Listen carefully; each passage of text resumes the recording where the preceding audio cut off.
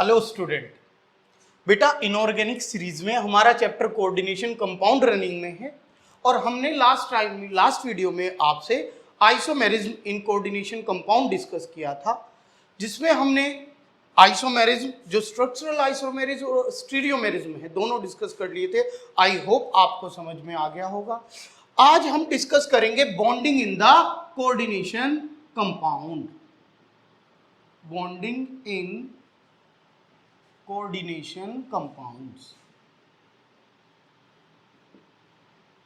means how the chemical bond form in a complex। एक complex में chemical bond कैसे बनता है। देखिए हमने पहले ही आपसे डिस्कस किया था, 3 टाइप के बॉन्ड होते हैं, covalent bond, ionic bond and coordinate bond. इनमें कोऑर्डिनेट बॉन्ड होता है, ये डिफरेंट टाइप का, एक स्पेसिफिक टाइप का बॉन्ड होता है जिसमें आयनिक और कोवलेंट दोनों बॉन्ड्स के कैरेक्टर होते हैं। तो ये बॉन्ड एक्सप्लेन कैसे हो, इसे एक्सप्लेन करने के लिए हमारे पास वेरियस थियरीज हैं, उन थियरीज को हम आज डिस्कस करेंगे। The bonding in complexes can be explain by on the basis of Werner's theory,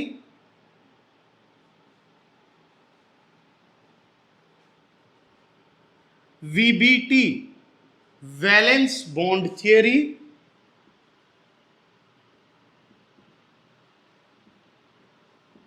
and CFT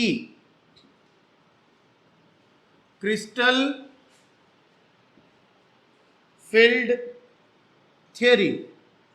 हम बेटा कॉम्प्लेक्सेस में जो बॉन्डी है इन 3 थियरीज के बेसिस पर एक्सप्लेन कर सकते हैं। These theories are Werner's theory, VBT, CFT and the another one is MOT। But in our syllabus of class 12 as per the CBSE we have only three theories in our syllabus: Werner theory, VBT and CFT. So today we will discuss the Werner's theory.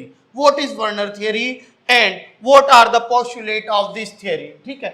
अब बेटा एक चीज होती है theory, what is the meaning of theory? ये चीज हमें बहुत अच्छे से समझनी पड़ेगी कि theory का meaning क्या है। What is the meaning of theory? ठीक है।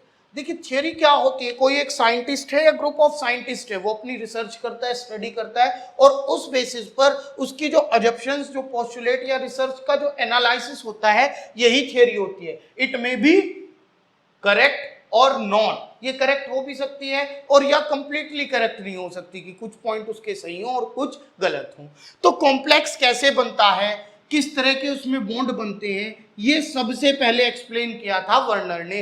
अल्फ्रेड वर्नर ने सबसे पहले थ्योरी दी थी, वर्नर्स थ्योरी जिसे हम बोलते हैं। और इस थ्योरी के बेसिस पर ही, क्योंकि इनऑर्गेनिक केमिस्ट्री में उनका जो योगदान था बहुत ज्यादा था, इसीलिए अल्फ्रेड वर्नर को फादर ऑफ इनऑर्गेनिक केमिस्ट्री भी कहा जाता है। ठीक है। वर्नर ने क्या कहा था, वर्नर ने हमें बताया था कि बेटा एवरी मेटल एटम, जो फर्स्ट पोस्टुलेट था उसके थियरी के कुछ पॉइंट थे, every metal atom has 2 valencies. Her metal atom की 2 वैलेंसी होती है, वर्नर ने बताया था। Number 1 is primary valency and number 2 is secondary valency. Every metal atom has 2 valency, primary valency and secondary valency। हर मेटल एटम की बेटा 2 valency होती है। उन्होंने बताया primary valency is the ionisable valency. Primary valency कैसी है, आयनाइजेबल वैलेंसी है,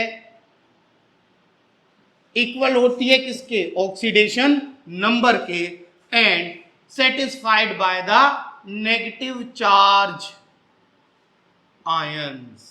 की प्राइमरी वैलेंसी वो होती है जो आयनाइजेबल वैलेंसी है किसी भी मेटल एटम की, जो उसके ऑक्सीडेशन नंबर के इक्वल है और जिसे नेगेटिव चार्ज आयन सेटिस्फाई करेंगे।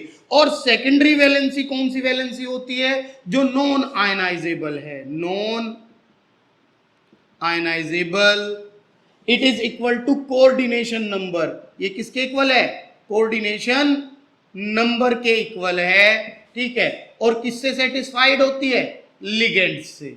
it is satisfied by the ligands. So उन्होंने क्या कहा कि हर मेटल एटम की दो वैलेंसी है। जैसे मैं एक कॉम्प्लेक्स लिखता हूं Cr इन होल 3 पॉजिटिव। ये जो कॉम्प्लेक्स है इसमें अगर ये जो देखिए क्रोमियम के ऊपर कितना चार्ज आ रहा है +3। क्यों आ रहा है? क्योंकि इन जो है इन इथेन 1,2 डाइएमीन इसका चार्ज बेटा 0 होता है और डेंसिटी 2 होती है। तो अगर मैं इसका ऑक्सीडेशन नंबर निकालूं, लेट क्रोमियम का x है +3, इन का चार्ज कितना हो गया 0 is equals to +3, total charge x is equals to +3। तो इसके ऊपर +3 चार्ज आएगा, इससे तीन आयन जुड़ सकते हैं। तो इसकी ऑक्सीडेशन नंबर कितना हुआ 3 हुआ। तो इसकी प्राइमरी वैलेंसी क्रोमियम की यहाँ पे कितनी है 3, जबकि इन की डेंसिटी 2 है जो मैं आपको इससे पहले वीडियो में बता चुका हूं। तो इसका कोऑर्डिनेशन नंबर कितना आएगा 6 आएगा। 3 2 जा 6 लिगेंड इससे जुड़े हुए हैं। तो इसकी सेकेंडरी वैलेंसी क्रोमियम की यहाँ पे कितनी है 6 है। ये मेरे पास एक कमेंट भी आया था जिसका मैंने रिप्लाई भी किया है। वहां पे उस स्टूडेंट को एक कंफ्यूजन था कि ऑक्सीडेशन नंबर 6 आना चाहिए। वो ऑक्सीडेशन नंबर नहीं, कोऑर्डिनेशन नंबर 6 आएगा, ऑक्सीडेशन नंबर यहाँ पे +3 होगा। तो आई होप अब आप यहां से ये भी समझ गए होंगे कि किस तरह आप ऑक्सीडेशन नंबर और कोऑर्डिनेशन नंबर कैलकुलेट कर सकते हैं। जो चार्ज आएगा सेंट्रल मेटल एटम पे उसका ऑक्सीडेशन नंबर होगा और जितने भी लिगेंड जुड़े हुए होंगे उसका कोऑर्डिनेशन नंबर होगा। और इन्हीं दोनों को नाम दे दिया गया प्राइमरी और secondary valency by Werner. Werner ने क्या कहा, हर मेटल एटम की दो वैलेंसी है, primary valency and secondary valency. Primary valency ionisable है, ऑक्सीडेशन नंबर के इक्वल है और नेगेटिव चार्ज से सेटिस्फाई होगी। सेकेंडरी वैलेंसी जो है नॉन आयनाइजेबल है और आपकी कोऑर्डिनेशन नंबर के इक्वल होगी, लिगेंड से सेटिस्फाई होगी। सेकंड पॉइंट उन्होंने क्या कहा, एवरी मेटल एटम और ion try to satisfy both of its valency. हर जो आपके पास क्या है मेटल एटम या आयन है अपनी दोनों वैलेंसी को सेटिस्फाई करने की पूरी कोशिश करेगा, प्राइमरी को भी और सेट। मान लीजिए क्रोमियम है, इसने भी अपनी दोनों वैलेंसी को सेटिस्फाई किया। अगर पूरा कॉम्प्लेक्स में लिख दूं Cr इन होल 3, साथ में क्या है जैसे Cl3, तो 3 आयन जुड़े हैं, ये इसकी ऑक्सीडेशन स्टेट +3 है, प्राइमरी वैलेंसी। 6 लिगेंड जुड़े हुए हैं, ऑक्सीडेशन कोऑर्डिनेशन नंबर 6 है, ये इसकी सेकेंडरी वैलेंसी। तो हर मेटल एटम अपनी दोनों वैलेंसी को सेटिस्फाई करना चाहता है, इसीलिए कॉम्प्लेक्स बन जाता है। कि भाई मान लो कोई एक मेटल ले लिया आपने जैसे आयरन, और इसकी दो वैलेंसी है कि प्राइमरी वैलेंसी +2 है और सेकेंडरी वैलेंसी 6 है, तो 2 तो एनायन से जुड़ जाएगा और 6 लिगेंड से जुड़ जाएगा, इसीलिए कॉम्प्लेक्स बन जाएगा। जैसे K4Fe6 6 लिगेंड से जुड़ गया ये, तो इसकी सेकेंडरी वैलेंसी सेटिस्फाई होगी। और 2 आयन +2 चार्ज आ रहा है तो प्राइमरी वैलेंसी सेटिस्फाई होगी, इसीलिए कॉम्प्लेक्स बनता है। ये किसने बताया, हमारा वर्नर ने। वर्नर ने क्या कहा, बिल्कुल सिंपल, कि हर मेटल एटम की 2 टाइप की वैलेंसी होंगी, प्राइमरी वैलेंसी और सेकेंडरी वैलेंसी। प्राइमरी वैलेंसी वो है जो नेगेटिव आयन से सेटिस्फाई हो जाती है आसानी से, आयनाइजेबल है, आयंस की फॉर्म में रहती है और चार्ज यानी कि ऑक्सीडेशन नंबर के इक्वल होगी। जबकि जो सेकेंडरी वैलेंसी है नॉन आयनाइजेबल है, कोऑर्डिनेशन नंबर के इक्वल होगी और लिगेंड से सेटिस्फाई होगी। हर मेटल एटम क्योंकि अपनी दोनों वैलेंसी को सेटिस्फाई करना चाहता है, इसीलिए कॉम्प्लेक्स बनता है। और थर्ड पॉइंट उन्होंने जो बताया, थर्ड पॉइंट क्या कहा कि सेकेंडरी वैलेंसी आर डायरेक्शनल, कि जो सेकेंडरी वैलेंसी है वो डायरेक्शनल है। 3D में, 3D स्पेस में उनकी डायरेक्शन क्या है, फिक्स है। ठीक है, फिक्स है कि जैसे यही है Cr, इससे इन जुड़ा हुआ है, ऐसे कि ये डायरेक्शन जो है फिक्स है, एक अपवर्ड है,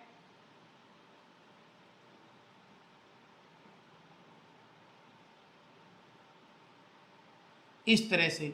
तो अगर आप देखें ये, अगर ये डायरेक्शन फिक्स है, चेंज नहीं होगी, तो ये ज्योमेट्री कैसी आ रही है, ऑक्टाहेड्रल। तो ज्योमेट्री कॉम्प्लेक्स की किसकी वजह से होती है, सेकेंडरी वैलेंसी की। क्योंकि सेकेंडरी वैलेंसी डायरेक्शनल है, इसीलिए कॉम्प्लेक्स की एक पर्टिकुलर ज्योमेट्री आएगी, फिक्स ज्योमेट्री आएगी। ये किसने बताया, वर्नर ने। सिर्फ 3 पोस्टुलेट उनके थे, बहुत आसान सी थ्योरी उन्होंने बताई। मैं ये नहीं कह रहा हूं उन्होंने करेक्ट एक्सप्लेन कर दिया, अपनी थ्योरी दी। उन्होंने क्या कहा कि कोई भी मेटल एटम है, चाहे आयरन है, जिंक है, कोबाल्ट है, सोडियम है, मैग्नीशियम है, हर मेटल एटम की 2 वैलेंसी है, प्राइमरी और secondary. Primary ionisable, secondary non ionisable. हर मेटल एटम अपनी दोनों वैलेंसी को सेटिस्फाई करना चाहता है, इसीलिए हर मेटल एटम को कॉम्प्लेक्स बनाने का एक पूरा पूरा चांस होता है, हर मेटल एटम कॉम्प्लेक्स बनाता है। नेक्स्ट उन्होंने क्या कहा कि हर मेटल एटम में जो सेकेंडरी वैलेंसी है वो डायरेक्शनल है, इसीलिए कॉम्प्लेक्स की एक पर्टिकुलर ज्योमेट्री होगी, एक फिक्स ज्योमेट्री होगी। राइट बेटा। अब इसकी लिमिटेशन थी, कुछ इसकी लिमिटेशंस थी, वर्नर्स थ्योरी की हमारे पास कुछ लिमिटेशंस थी। वो लिमिटेशंस क्या क्या थी, मतलब इसने ये तो बता दिया लिमिटेशंस क्या क्या थी, इसकी क्या क्या कमियां थी। इस थियरी ने क्या कहा, हर मेटल एटम अपना दो वैलेंसी रखता है, प्राइमरी और सेकेंडरी, तो हर मेटल एटम को कॉम्प्लेक्स बनाना चाहिए, बट ओनली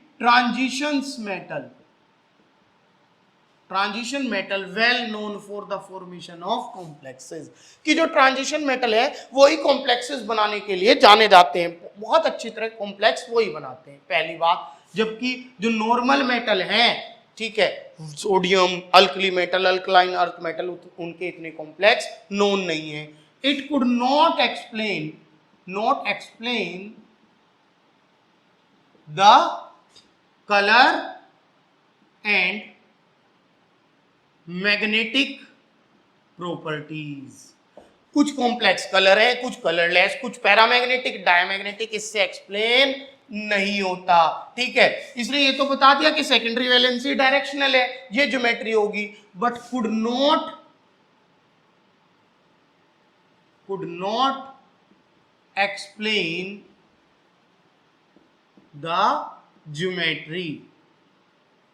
ज्योमेट्री भी एक्सप्लेन नहीं कर पाता कि कौन सी ज्योमेट्री होगी, टेट्राहेड्रल, ऑक्टाहेड्रल, स्क्वायर पिरामिडल, कोई भी एक्सप्लेनेशन इस थ्योरी से नहीं थी। तो ये थ्योरी कंप्लीटली सक्सेसफुल नहीं हो पाई अबाउट द कॉम्प्लेक्सेस। राइट, ना तो इसने ये बताया कि सिर्फ स्पेसिफिक मेटल ही कॉम्प्लेक्स क्यों बनाते हैं, ना कलर एक्सप्लेन किया, ना मैग्नेटिक प्रॉपर्टी, और ना ही ज्योमेट्री एक्सप्लेन की, ना ही ये एक्सप्लेन किया कि इनमें किस तरह की बॉन्डिंग यानी कि हाइब्रिडाइजेशन प्रेजेंट है। तो ये थियरी हमारी कंप्लीटली सक्सेसफुल नहीं हुई। इसके बाद हमारी आई थी वैलेंस बॉन्ड थ्योरी, वीबीटी, जो हम नेक्स्ट वीडियो में एक्सप्लेन करेंगे कि किस तरह वीबीटी ने हमारी जो प्रॉब्लम्स थी उन्हें दूर किया और हमारे सामने नया कंसेप्ट रखा कि ज्योमेट्री ऑफ कॉम्प्लेक्स किस तरह से हम फाइंड कर सकते हैं।